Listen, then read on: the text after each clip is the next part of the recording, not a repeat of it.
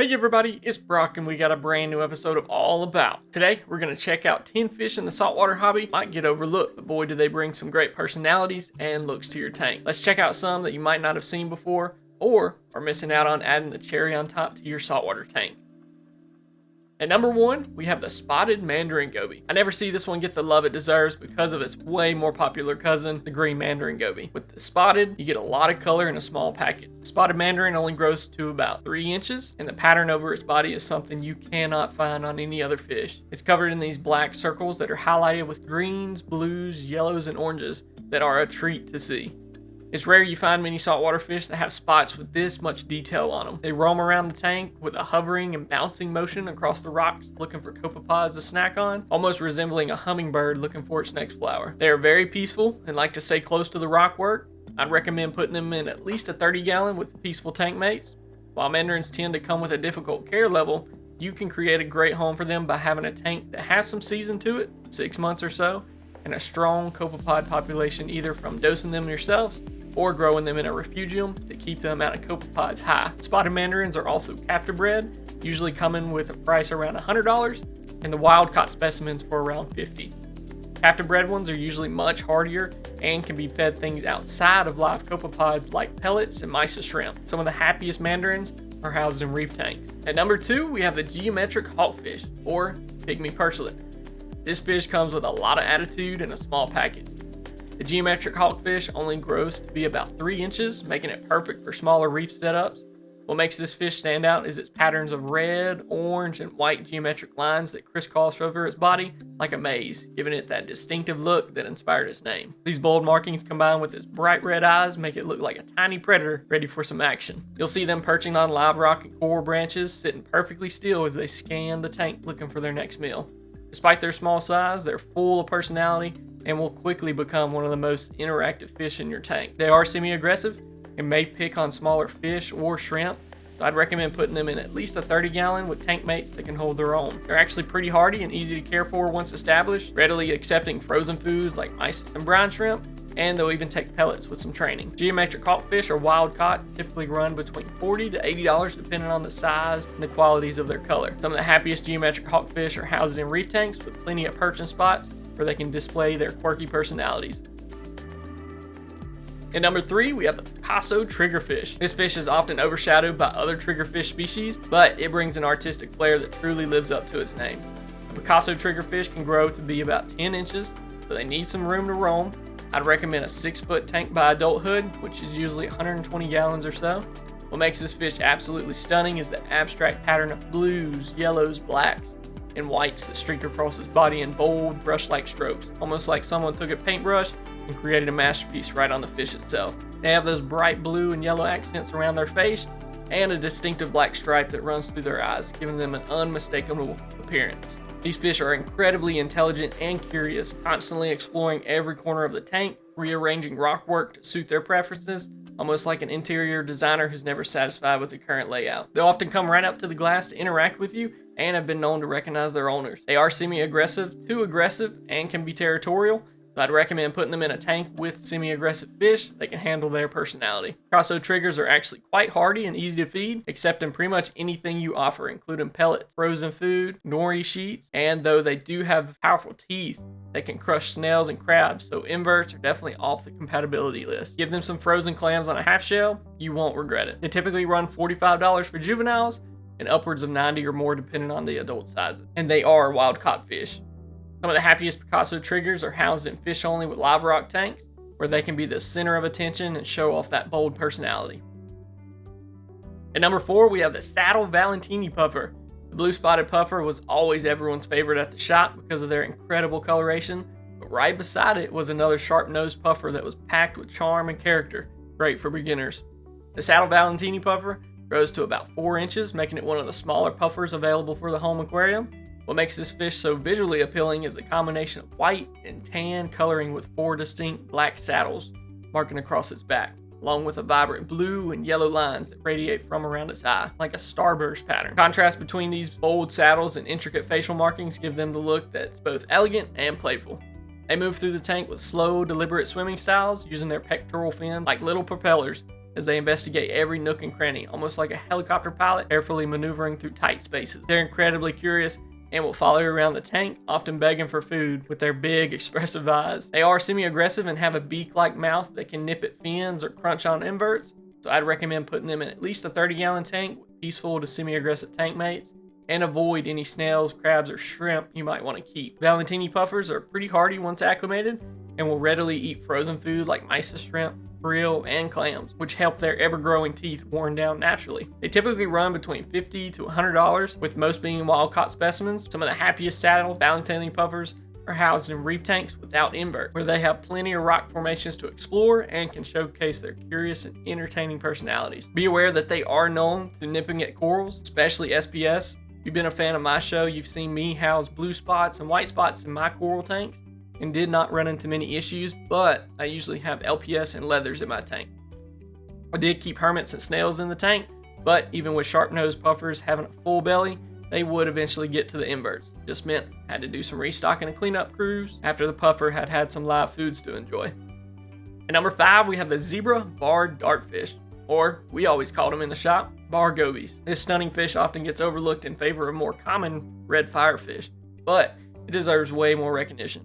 The zebra barred dartfish grows to about 4 inches and has a slender, elongated body perfect for darting in and out of rockwork. What makes this fish so eye-catching is a series of bold red and white vertical bars that run down the entire length of his body, creating a classic zebra stripe pattern that gives it its name. The contrast is absolutely striking, especially when you see them hovering in the water column with their flowing dorsal fin extended up under some high output LEDs. They have this graceful hovering behavior where they'll hang suspended in the water near their burrow, gently swaying in the current and watching for any passing food, almost like a flag waving in the breeze. At the slightest sign of danger, they'll dart back into their hiding spot faster than you can blink. They're very peaceful, somewhat shy, so I'd recommend putting them in at least a 30-gallon tank with other peaceful tank mates and a tight-fitted lid since they're known jumpers.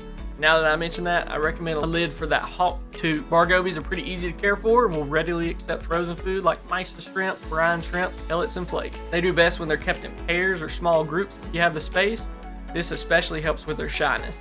They typically run between $30 to $60, all being wild caught. Some of the happiest zebra bar dartfish are housed in reef tanks with a sandy bottom and plenty of rock work where they can establish their territory and feel secure enough to spend their time out in the open. At number 6, we have the swell Swiss guard basslet. This is one of those hidden gems that rarely gets mentioned in the hobby, but once you see one in person, you'll understand why it deserves a spot on this list. Commonly mistaken for the candy basslet that can exceed prices over $1,000, this is the poor man's candy. Swell's Swiss guard basslet grows to about 3 inches, making it an ideal candidate for nano and medium-sized reef tanks. What makes this fish absolutely mesmerizing is its vibrant color scheme of bright orange and red horizontal stripes, alternating with thin white and yellow lines that run along the entire length of his body, resembling the uniform of a Swiss guard, which is exactly how it's got its name. The colors are so vivid and precisely defined that it almost looks hand-painted. These basslets are active during the day and love to weave in and out of rockwork with quick darting movements as they hunt for small crustaceans and zooplankton. They're bold for their size and full of energy, constantly on the move exploring their territory. They're peaceful to semi-aggressive and do well with other peaceful fish. So I'd recommend putting them in at least a 30-gallon tank with plenty of hiding spots in the rockwork. They stick close to the caves and overhangings where shadows are cast. The Swiss guard basslets are relatively hardy once established and will accept frozen foods like mysis, brine, pellets, and flakes, though they do appreciate multiple small feedings throughout the day. These fish are typically wild caught and on the pricier side, usually running between $150 to $300 depending on the availability, since they're collected from deeper waters and which part of the ocean can also determine prices. Colors can vary. Some of the happiest swell Swiss guard basslets are housed in well-established reef tanks with plenty of live rock structure where they can dart around and display their stunning colors against the corals. At number 7, we have the blue spotted jawfish. This fish often lives in the shadow of the more popular yellowhead jawfish, but it brings its own unique beauty and charm to the aquarium. The blue spotted jawfish grows to about 4 inches and it has a peaceful, almost timid personality. What makes this fish stand out is its pale yellow to tan body that's covered in electric blue spots that shimmer under aquarium lighting, creating a stunning contrast that catches your eye every time they emerge from their burrow. The spots are scattered across their entire body and head, giving them an almost celestial appearance. These jawfish are master engineers, spending hours meticulously building and maintaining their burrows in the sand, by carrying mouthfuls of rubble and shells to reinforce their entrance. They'll hover vertically at the entrance of their burrow with just their head and upper body visible, watching the world go by and occasionally darting out to snatch a piece of food before quickly retreating back to safety. They're very peaceful and shy, so I'd recommend putting them in at least a 30-gallon with a deep sand bed of at least 3 inches and other peaceful tank mates that won't intimidate them. Blue spotted jawfish are relatively easy to care for and will accept frozen foods like mysis shrimp and brine shrimp, although they prefer to catch food in the water column rather than venturing far from their burrow. You also want a tight-fitting lid since they are known jumpers. The price for them has definitely come up over the years, with most over $200. All currently are wild-caught species, but in January of this year, they did successfully captive breed this jawfish, so be on the lookout for their availability. Some of the happiest blue spotted jawfish are housed in reef tanks with a sandy bottom and plenty of rubble for burrow construction, where they can feel secure and spend their days people watching from their front door. But keep in mind, they prefer colder temperatures than your typical reef. While most of our tanks run 78 degrees, the best jawfish are housed in tanks on the cooler side of 72 to 75 for longevity. With captive bred species, they will be more used to our warmer reefs. At number 8, we have the Scopus tang. An older video, but still captures their great look as a juvenile. This tang rarely gets the spotlight compared to their cousins, the yellow tang, but it has a subtle elegance and that's truly underappreciated. The Scopus tang grows to about 10 inches, so they need a good amount of swimming space to thrive once they reach adulthood. What makes this fish visually interesting is its unique two-tone coloration with a tan face. It gradually darkens to almost black by the time you get to the back tail. Look closely and they're actually covered with dots and lines that bring it all together. Plus, the dominant black eye is sure to catch your attention. These tangs are active grazers, casually swimming around the tank, methodically picking at algae on the rocks and glass with their specialized mouth. They have a peaceful demeanor for a tang and tend to be less aggressive than many other species in the family. They are peaceful to semi-aggressive and generally get along with other fish, so I'd recommend putting them in at least a 75-gallon tank with plenty of swimming room and other peaceful to semi-aggressive tank mates. They are a tang at the end of the day, so they will claim territory around the tank. Scopus tangs are pretty hardy, easy to feed, readily accepting algae-based foods like nori sheets, spirulina flakes, and frozen herbivore preparation, along with occasionally meaty foods to round out their diet. They typically run between $60 to $150 depending on the size, with most being wild-caught specimens. Some of the happiest Scopus tangs are housed in reef tanks with established algae growth where they can graze throughout the day and have open swimming areas to cruise around and show off their graceful movement. At number 9, we have a group of stunning fish that deserve way more attention, the fairy wrasses, some including the Lubbock's fairy wrasse, Scott's fairy wrasse, and Solon's fairy wrasse. These wrasse often get overlooked because people gravitate towards more common species like the carpenters and ricosters, but these three are absolute showstoppers. Fairy wrasse typically grow to about 3 to 4 inches, making them perfect for medium-sized reef tanks. What makes these particular species so special is their incredible coloration. Lubbock's features brilliant reds, oranges with purple and blue accents. The Scott's displays deep purples and magentas with bright yellow highlights. And the Solon's show off vibrant greens and blues with red stripes, each one looking like a living rainbow swimming through your tank. The males especially put on a show with their intense colors and elaborate finnage. Even more is that you can put any two of the same fairy wrasse beside each other and the coloration will be different. These wrasse are incredibly active swimmers, zipping around the rockwork with quick, energetic movements during the day and performing impressive flashing displays where they show off their most vibrant colors to impress potential mates or establish dominance. Almost like peacocks spreading their feathers to show everyone who's the most beautiful in the room. They're peaceful and reef safe, making them ideal community fish. I'd recommend putting them in at least 30 gallons with other peaceful fish and a tight-fitting lid since they're known jumpers, especially when first introduced. Fairy wrasse are relatively hardy and will readily accept frozen foods like mysis shrimp, brine shrimp, flakes, and pellets. They should be fed multiple times a day to keep up with their active metabolism. They typically run between 60 to 150 depending on the species and quality, most being wild-caught specimens. Some of the happiest fairy wrasse are housed in well-established reef tanks with plenty of swimming space and rockwork where they can patrol their territory and flash their brilliant colors throughout the day. At number 10, we have the Yellow Blotch Rabbitfish, also known as the Golden Rabbitfish. This fish is seriously underrated and often passed over for their classic rabbitfish or its cousin, the foxface, but it brings a lot to the table for reef keepers. The Yellow Blotch Rabbitfish grows to about 8 inches, so they need a decent sized tank to accommodate their adult size. What makes this fish visually appealing is its shiny silver body covered in yellow and orange spots from its face to its tail. Under the right lights, it looks like shimmering gold underwater. These rabbitfish are phenomenal algae eaters, constantly grazing on nuisance algae throughout the day with an appetite that rivals most tanks. Almost like a living lawnmower, and never takes a break from keeping your tank clean. They're methodical workers that will keep hair algae and other problem algae in check.